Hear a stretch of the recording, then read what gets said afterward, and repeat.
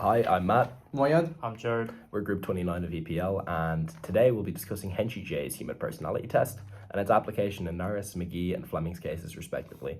We will discuss the origin, the application of Henshey-J's human personality test, and how it's the key doctrine utilised to determine unenumerated personal rights under Article 40.3 of the Constitution. We will also be discussing its origins and the many contrasting applications in Norris versus Attorney General, McGee versus Attorney General, and Fleming versus Ireland. In McGee versus Attorney General, the Supreme Court was asked to consider whether a married couple had the constitutional right to import contraceptives. But at the time, it was illegal under Irish law. The case wasn't fully concerned with the importation of contraceptives, but whether the Constitution recognizes the sphere of a personal and marital autonomy. Judge Henshey, in a pivotal judgment, set out a test for the identification of these unenumerated rights that has been widely influential. He argued that the rights guaranteed by the Constitution are not limited to those enumerated in the text, but rather they included rights that are essential to what he called prudent and responsible human personality. They are essential to dignity, freedom, autonomy, even without enumeration. Following the text, the court ruled that the marital privacy is one of these personal rights. It was a clever accomplishment through Henshey's human personality test that the Supreme Court recognized marital privacy and autonomy. For Norris against the Attorney General's case, it was about the right of homosexual men to show their homosexuality per se out in the public and be able to perform homosexual acts out in public and in private, more specifically. Henshey's personality test, Henshey saw that as constitutional and unallowed, and that the subsection 61 and subsection 62 of the Offence Against the Persons Act 1961 and section 11 of the Criminal Law Amendment Act 1885 is to be unconstitutional, specifically that these two acts, since they were before the Constitution found, he had to find it unconstitutional against Article 50 and Article 43 to allow for the homosexuality. The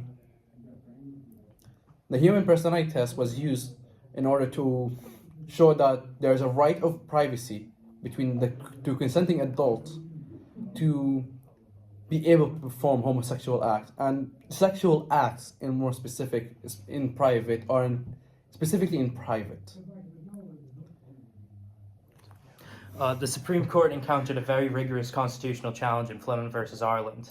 Marie Fleming had MS, a chronic and debilitating condition that prevented her from terminating her own life unaided, because assisting in suicide was a criminal offense under Irish law.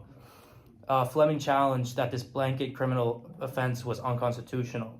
She contended that the Constitution protects the unenumerated right to self-determination and personal autonomy, and the right to self-determination included when and how to die. She challenged that this was simply a matter of human dignity, further saying that human dignity is undermined if a competent adult cannot make a personal decision whether how to end their life.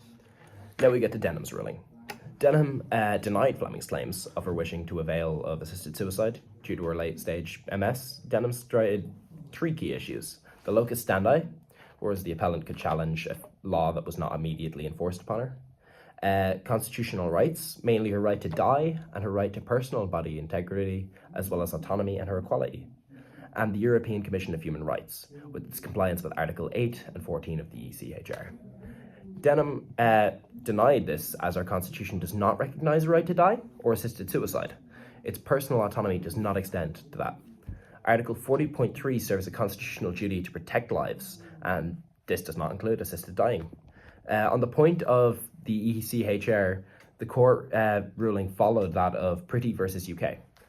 They recognised the locus standi, but yet the outcome was that Section 2.2 of the Criminal Law Act 1993 was held valid, and the assisted suicide ban was deemed compatible with the ECHR. Some critique, especially in my opinion, about Henshey's personality test is that it doesn't really take human rights as important as it should. Because in my opinion at least, human right is something that every human deserves to have and should have, and is derived by our idea of, if I want it for myself, others should have it, or the opposite. Or someone have it, I want to. Especially as a right. For example, and so for Norris's case, the right to privacy is something expected, and it is also in the natural law, would also be expected, where you should have privacy and you should be allowed to do whatever you want in your own place with whoever you want, especially if you're a consenting adult, which what that argument was saying.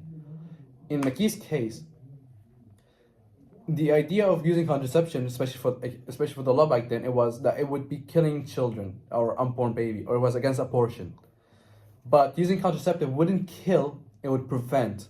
So it wouldn't really go against the natural law and wouldn't be considered as a murder. That's why I think it also should be a right. And it was also a right to bodily integrity, which is something everyone would expect to have, something everyone would want to have. And for Fleming's case, the right to die, while some might say it falls under the right of integrity, I think it should be against it for a fact of everyone expects to be alive and be able to live.